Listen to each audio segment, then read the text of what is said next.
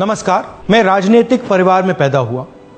जब मैं छोटा सा था 1980 में प्रियंका और मैं घर में लेई बनाते थे, रात को निकलकर पोस्टर चिपकाते थे। चुनाव समझता हूं। 20 साल से मैं स्वयं चुनाव लड़ रहा हूं। पोलिंग कैसे होती है, पोलिंग बूथ कैसे मैनेज किया जाता है, वोटर लिस्ट, फॉर्म 17, ये सब मैं गहराई से समझता हूं। कुछ समय पहले हमें दाल में काला लगा। चुनाव के नतीजे आते थे, मूड एक तरीके का होता था, रिजल्ट दूसरे तरीके का। मुझे याद है उत्तराखंड में हम चुनाव हारे। बाद में मैंने कैंडिडेट से पूछा कि जहां रोड शो हुआ था वहां जाके देखिए हमें कितने वोट मिले। हजारों लोग आए थे, पोलिंग बूथ में किसी ने वोट नहीं किया। यह असंभव था, यह हो ही नहीं सकता। उसके बाद छत्तीसगढ़ और मध्य प्रदेश के रिजल्ट, हमें लगा कुछ ना कुछ गलत हो रहा है। 2018 में मध्य प्रदेश में चुनाव होता है, हम जीतते हैं। हमारी सरकार चोरी हुई थी। 2023 में चुनाव होता है, मैंने अपने आंखों से भारत जोड़ो यात्रा में देखा, भयंकर एंटी इनकम्बेंसी, और हमें 65 सीट मिलते हैं। इम्पॉसिबल, हो ही नहीं सकता। और फिर महाराष्ट्र में पहली बार हमें सबूत मिला। विधानसभा और लोकसभा के बीच में जादू से नए वोटर आते हैं, और जहां भी इन नए वोटर्स ने वोट किया वहां वोट बीजेपी को गया। महाराष्ट्र चुनाव के बाद जब हमें डाउट हुआ, हमारे गठबंधन के सारे नेताओं ने प्रेस कॉन्फ्रेंस किए और हमने इलेक्शन कमीशन से कहा कि आप हमें वोटर लिस्ट दीजिए, वीडियो रिकॉर्डिंग दीजिए। इलेक्शन कमीशन ने मना किया। ना उन्होंने हमें वोटर लिस्ट दी और ना उन्होंने वीडियो रिकॉर्डिंग दी। डाउट हुआ, क्यों नहीं दे रहे, क्या कारण है? तो हमारे दिमाग में सवाल उठा, क्या इलेक्शन कमीशन बीजेपी की मदद कर रहा है? क्या इलेक्शन कमीशन ही इलेक्शन को चोरी करवा रहा है? इसके बाद हमने एक टीम सेटअप की और हमने उन्हें कहा कि आप जाइए, एक कंस्टिट्यूएंसी में जाके ढूंढिए, सच्चाई ढूंढिए, किस प्रकार से चीटिंग की जा रही है, किस प्रकार से यह काम किया जा रहा है और कौन कौन इस काम को कर रहे हैं। सबसे महत्वपूर्ण बात यह है कि इलेक्शन कमीशन डिजिटल डेटा नहीं देता है, फिजिकल डेटा देता है। मतलब लाखों कागज में वोटर लिस्ट दे देगा, मगर डिजिटल वोटर लिस्ट किसी को कभी नहीं देता। क्यों नहीं देता? कारण क्या है? कारण है कि अगर डिजिटल डेटा मिल जाए तो इलेक्शन कमीशन की सच्चाई पूरे देश को पता लग जाए। हमने टीम को बताया, मैंडेट दी कि आप जाके चेक कीजिए, आप 5-7 सीटों पे पता लगाइए कि चीटिंग हुई, और अगर हुई तो कैसे हुई। टीम ने हमें एक दिन बताया कि 5-7 सीटों पे काम किया ही नहीं जा सकता। क्यों?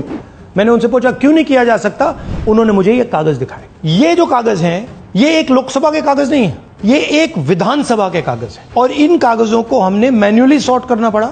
और पूरा का पूरा काम जो हुआ है, इसमें 6 महीने लगे हैं, और एक असेंबली सीट में हम ये काम कर पाए हैं। क्यों? क्योंकि डिजिटल डेटा नहीं दिया जाता। अगर इलेक्शन कमीशन ने हमें डिजिटल डेटा दिया होता तो हम ये कार्रवाई पूरे देश में, हर लोकसभा में, हर विधानसभा में 15 मिनट में करके दिखा देते। हमारे पास अनलिमिटेड रिसोर्सेज नहीं है, इसलिए हमने ये रिसर्च सिर्फ एक लोकसभा में, एक विधानसभा सीट में की। मगर मुझ में अब पूरा भरोसा है कि ऐसी 100 से ज्यादा सीटें हैं हिंदुस्तान में। जो यहां हुआ है उन सीटों में भी हुआ है।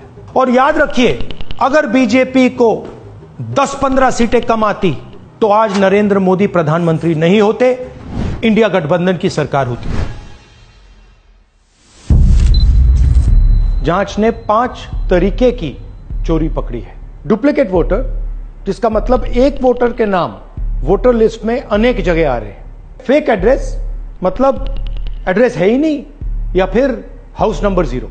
Bulk voter in single address, मतलब एक छोटे से घर में 40, 50, 60 लोग रह रहे हैं। इनवैलिड फोटोज, छोटी सी फोटो है या फिर फोटो ही नहीं है, और वो जो छोटी फोटो है वो दिखती भी नहीं है। कौन है, किसका चेहरा है, नहीं पता लग सकता। Misuse of form 6। Form 6 first time voters के लिए होती है, मतलब जिनकी एज 18-20 साल की हो, मगर वोटर लिस्ट में 90 साल के लोग फॉर्म 6 का प्रयोग कर रहे हैं। चुनाव में 6,50,000 वोटर थे, उसमें से 1 लाख चोरी के थे।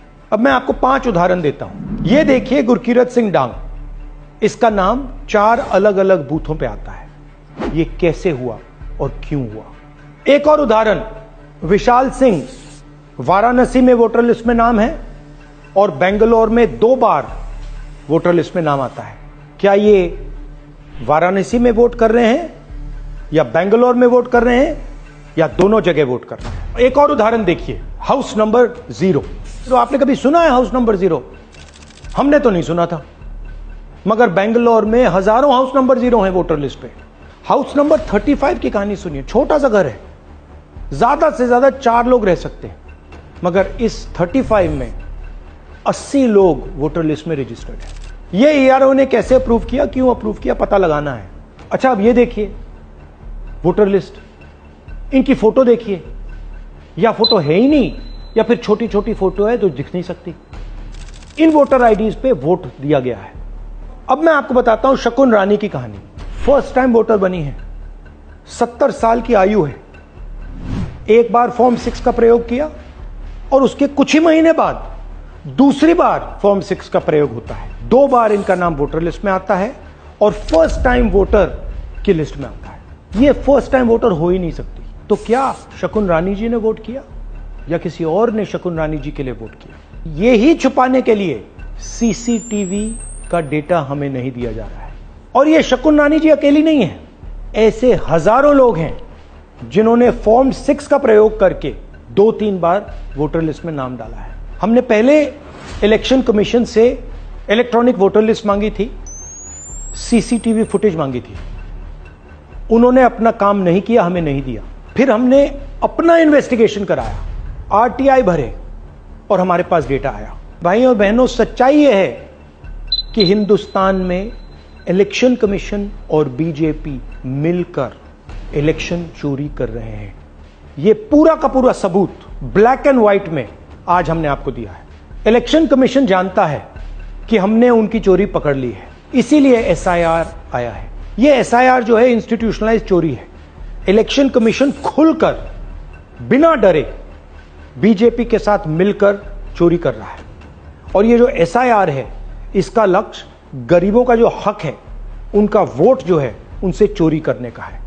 मैं आपको एक और बात बताना चाहता हूं। इस पूरी इन्वेस्टिगेशन में हमने वोटर एडिशन को देखा है, मगर जितना एडिशन होता है शायद उससे ज्यादा डिलीशन होता है, सबट्रैक्शन होता है। तो ये सिर्फ एक मेन तरीका हमने पकड़ा है, दूसरे तरीके पे हमने इन्वेस्टिगेशन की ही नहीं है अभी। मैं इलेक्शन कमीशन और इलेक्शन के ऑफिसर्स को साफ कह रहा हूं, आप जो कर रहे हो गलत कर रहे हो, ये ट्रीजन है, देश के खिलाफ है।